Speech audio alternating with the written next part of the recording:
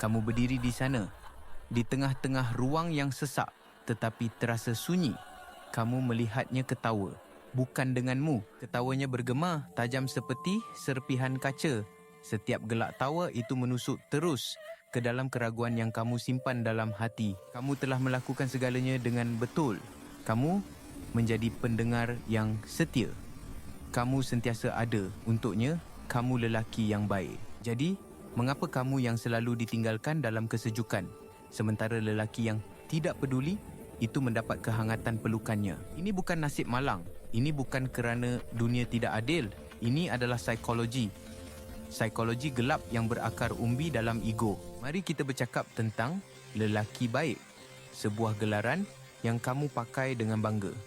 Sebuah lencana kehormatan yang kamu fikir akan memenangi hatinya. Tetapi inilah kebenaran gelapnya. Ego wanita, bahagian purba dalam dirinya yang dipandu oleh naluri, tidak menghormati lencana itu. Malah, ia membencinya. Mengapa? Kerana kebaikan kamu selalunya bukan datang dari kekuatan. Ia datang dari ketakutan. Takut ditolak, takut bersendirian. Kamu tidak menetapkan sempadan. Kamu bersetuju dengan semua perkara walaupun ia bertentangan dengan prinsipmu. Kamu menjadi cermin, bukan manusia. Ego wanita tidak mencari hamba. Ia mencari cabaran.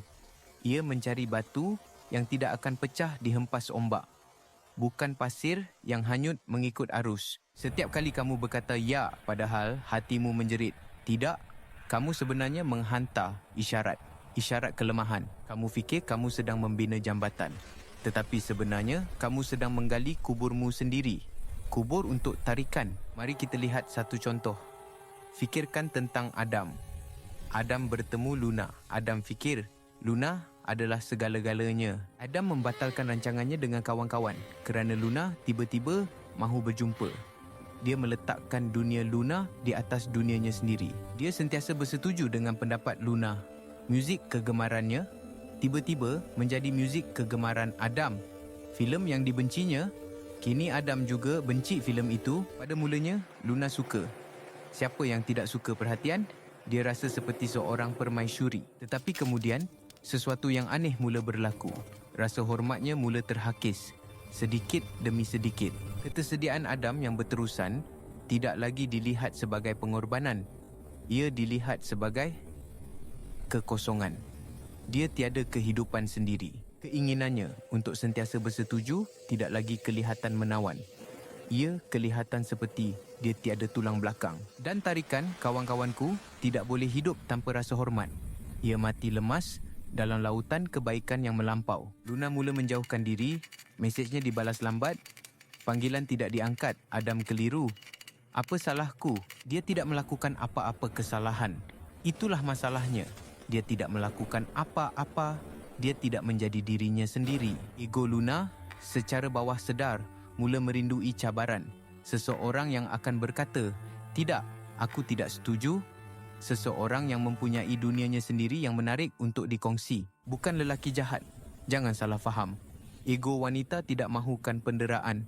Ia mahukan kekuatan. Kekuatan untuk mempunyai pendapat sendiri. Kekuatan untuk mengejar matlamatmu sendiri. Dengan atau tanpanya. Kekuatan untuk berkata tidak. Kebaikan lelaki baik itu seperti gula-gula, sedap pada mulanya, tetapi lama-kelamaan memuakkan. Tiada nutrisi, tiada bahan. Kebaikan seorang lelaki yang kuat adalah seperti air di padang pasir. Ia memberi kehidupan. Ia datang dari sumber yang melimpah, bukan dari keperluan untuk diterima. Jadi, apa yang perlu kamu lakukan? Adakah kamu perlu menjadi seorang yang biadab? Seorang yang tidak peduli? Tidak. Itu adalah perangkap pemikiran hitam putih. Jawapannya terletak di tengah-tengah. Dalam bayang-bayang kebenaran, kamu perlu berubah. Bukan menjadi orang lain, tetapi menjadi versi dirimu yang paling sejati, paling kuat. Bina kehidupanmu sendiri. Kehidupan yang sangat menarik sehinggakan kehadiran seorang wanita adalah bonus, bukan keperluan. Miliki prinsip. Ketahui apa yang kamu perjuangkan dan jangan sekali-kali mengorbankannya untuk sesiapa sahaja. Belajar untuk berkata tidak. Bukan dengan angkuh tetapi dengan tenang.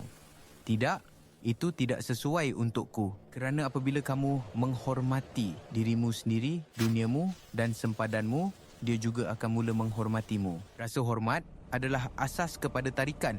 Tarikan yang sebenar, yang kekal. Jadi berhentilah menjadi lelaki baik. Sudah tiba masanya untuk menjadi lelaki yang baik. Lelaki yang utuh.